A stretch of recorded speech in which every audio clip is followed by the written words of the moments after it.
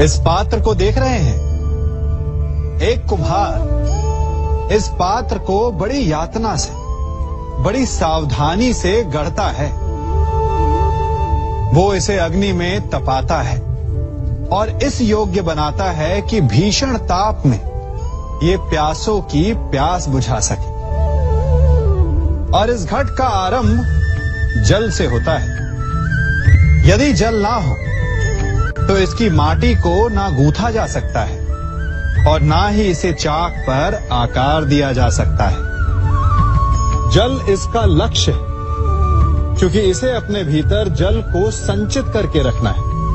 परंतु आरंभ और लक्ष्य के मध्य इसे एक कठिन तपस्या से होकर जाना होता है। इसे ताप सहना होता है, रात भर अलाव में पकता है। और यही समस्या मनुष्य के साथ भी होती है। यदि उसे अपने जीवन में लक्ष्य पाना है तो उसे दुखों का, कठिनाइयों का और बाधाओं का ताप सहना होगा। क्योंकि बिना जला हुआ घट, बिना तपा हुआ घड़ा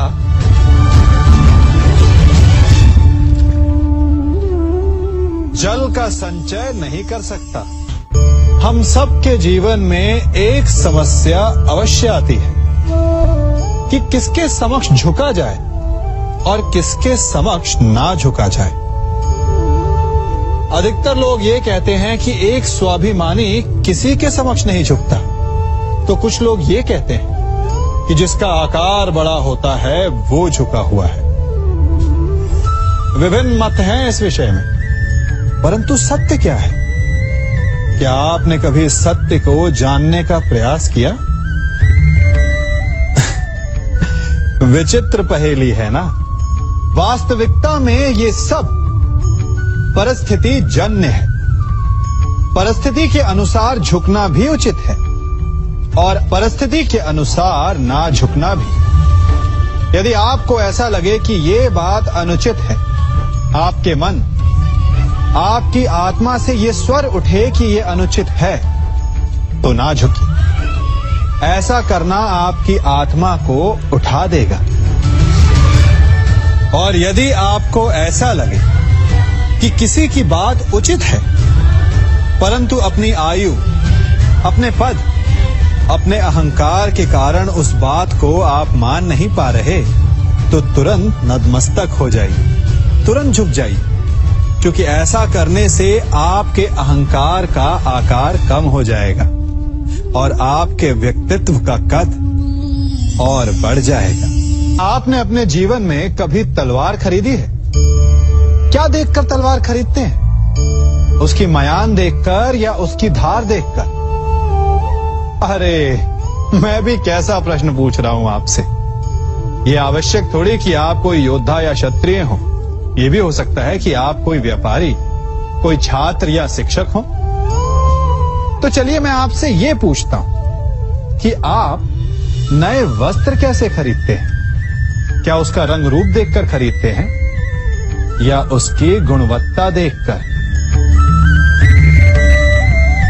गुणवत्ता देखकर, है ना? ठीक उसी प्रकार जब आप किसी मनुष्य से मिलें तो उसके रंग रूप पर मत जाइए, उसका आचरण समझने की चेष्टा कीजिए, उसकी मेधा, उसकी प्रतिभा का मूल्यांकन करने का प्रयास कीजिए। आपका जीवन बहुत ही सरल हो जाएगा। संसार में सबसे अधिक घाव किससे हो सकता है? इंद्र के वज्र से या विष्णु के चक्र से या भीम की गदा से या फिर गांडीव के बाण से?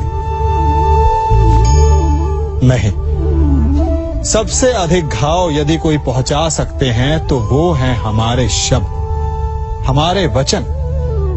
यदि शब्द बाण है, अस्त्र है, तो हमारी जीवा उनका संधान करने का यंत्र है। शब्द चाहे तो अमृत बनकर आपको जीवन दान दे सकते हैं या फिर घृणा का विष बनकर आपके जीवन को पीड़ादायी बना सकते हैं।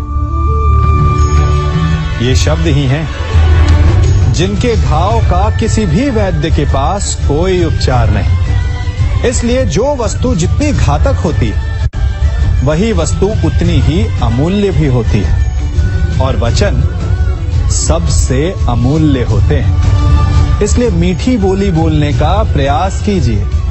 अपने हृदय की तुला से तौल कर वचन बोलने का प्रयास कीजिए।